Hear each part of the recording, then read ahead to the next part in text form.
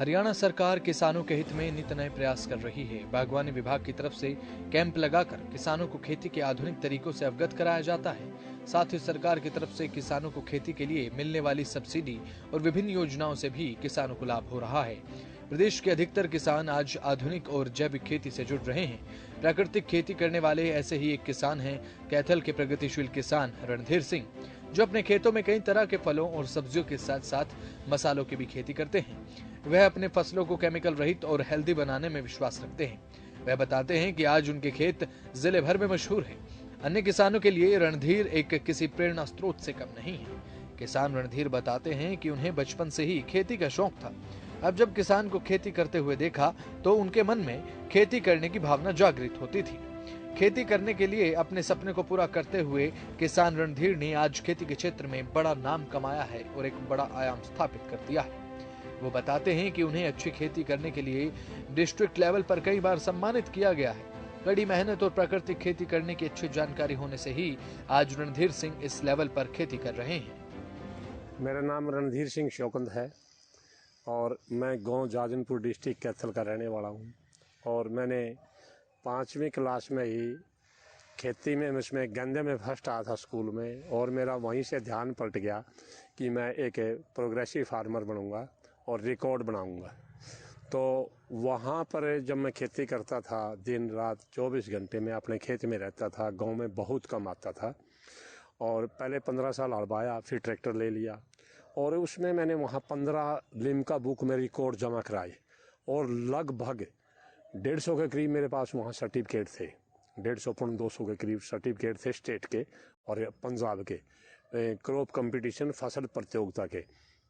और जी मेरे को डिस्ट्रिक्ट जैसे 26 जनवरी 15 अगस्त को जिला कैथल ने बहुत बार सम्मानित किया और एक बार तो यहाँ कुरुक्षेत्र में भी सम्मानित किया। किसान रणधीर प्राकृतिक खेती करते हैं। वो बताते हैं कि प्राकृतिक खेती करने से किसान को कितना लाभ मिलता है। प्रगतिशील किसान रणधीर बताते हैं कि जैविक खेती करने से पैदावार तो ज्यादा होती ही है और साथ ही केमिकल का इस्तेमाल न होने से उनकी फसल भी हेल्दी और अच्छी होती है और गुणवत्ता से भरपूर होती है। इससे बाजार में उन्हें उनकी फसल के दाम भी अच्छे मिलते हैं। जैविक खेती कृषि की वह विधि है जो संश्लेषित उर्वरकों और संश्लेषित कीटनाशकों के न्यूनतम प्रयोग पर आधारित होती है, जो भूमि की उर्वरता को शक्ति को बचाए रखने के लिए फसल चक्र, हरी खाद, कंपोस्ट आदि का प्रयोग किया जाता है।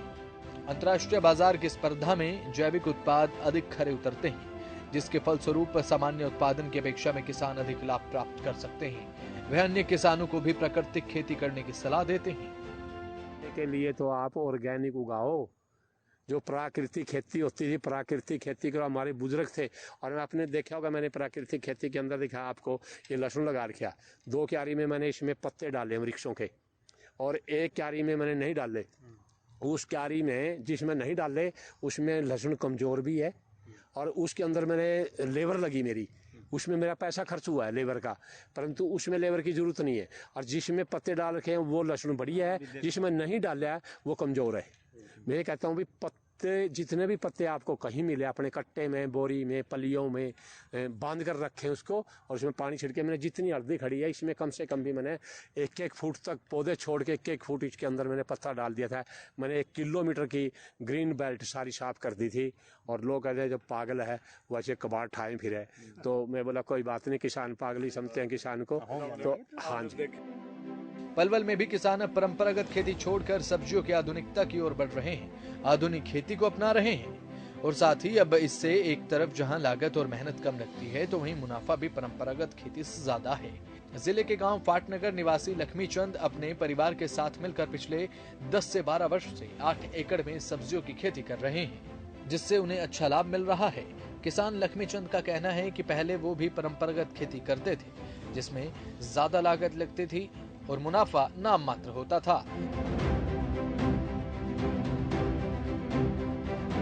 लेकिन अब सब्जियों की खेती से उन्हें कम लागत में ही अच्छा लाभ मिल रहा है।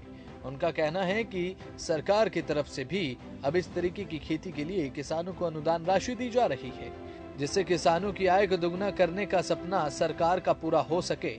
किसान लक्ष्मी चंद ने बताया कि वह पहले गेहूं और धान की खेती करते थे, जिसमें दिन रात मेहनत करने और भारी भरकम लागत लगाने के बाद भी मुनाफा नहीं होता था।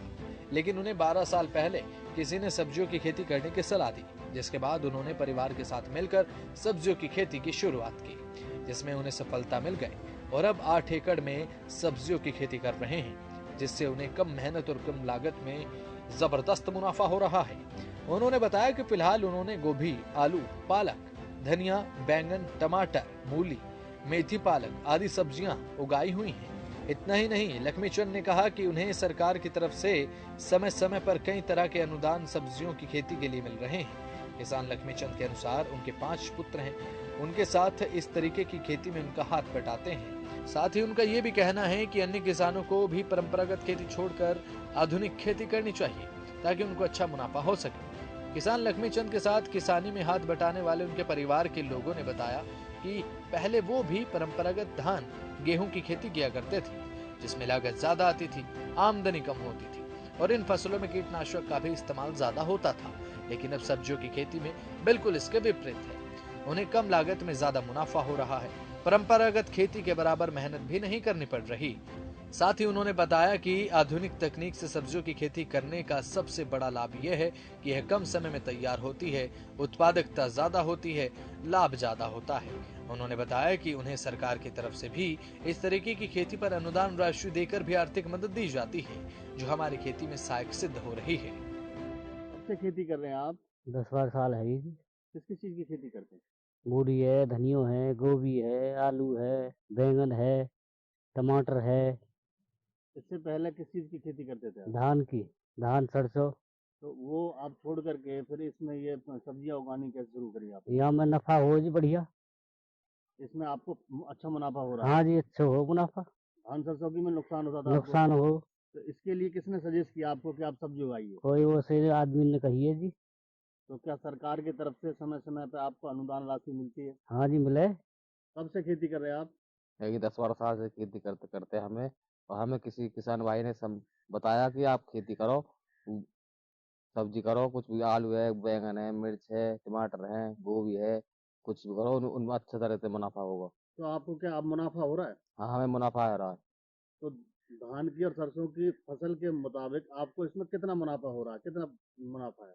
हमें सरसों, गेहूँ, धान, गेहूँ और सरसों से मुनाफा ज्यादा आ रहा है सब्जी में। आपको सरकार की तरफ से कोई अनुदान राशि मिलती है? हाँ, सब्सिडी मिलती है। हरियाणा सरकार का हम धन्यवाद करते हैं कि वो समय समय पर हमें, वो किसान भाइयों को मदद करती है। 10-12 साल से हम धान और सरसों की फसल को छोड़कर बाकी फसल, जैविक फसल उगा रहे हैं, जैसे कि धनिया है, मूली है, गोभी है, मेथी है। इस फसल को, जिससे हमें अच्छा मुनाफा हो रहा है। क्या सरकार की तरफ से आपको अनुदान राशि मिलती है? हाँ, आपने ये खेती क्यों स्टार्ट करी सब्जी की? सब्जी की हमें किसान भाई ने बोला कि इससे अच्छा मुनाफा होगा। तो क्या आपको अब अच्छा मुनाफा हो रहा है? हाँ। सरकार की तरफ से आपको सब्सिडी मिलती है? हाँ जी, हम हरियाणा सरकार का धन्यवाद करना चाहते हैं। सर मेरा नाम डोरीलाल है। हम 5 भाई हैं और हम 5 भाई मिलजुल कर पिताजी के साथ हम मूली, धनिया, गोभी और पालक वालक, जो आलू, ये खेती करते हैं।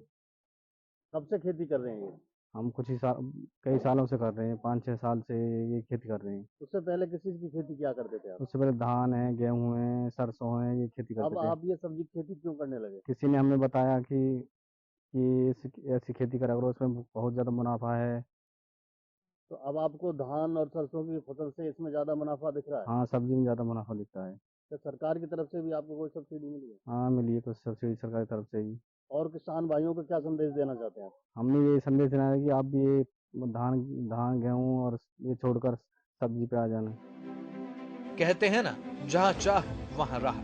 यानी कि अगर वास्तव में कोई कुछ हासिल करना चाहता है तो वो इसे हासिल करने के लिए तरीके ढूंढता रहेगा और आखिर में सफल होकर ही रहेगा। अगर आप किसी चीज को पाने के लिए ठान लें और पूरी तरह से प्रयास करते हैं तो आप सभी कठिनाइयों से पार पाकर आखिर में सफल हो ही जाते हैं। और इस कहावत को सच कर दिखाया है इन प्रगतिशील किसानों ने, जिन्होंने अपनी मेहनत से खेती को सफल बनाया। और प्रगतिशील किसान प्रदीप आज अन्य किसानों के लिए भी प्रेरणा का स्रोत बने हैं।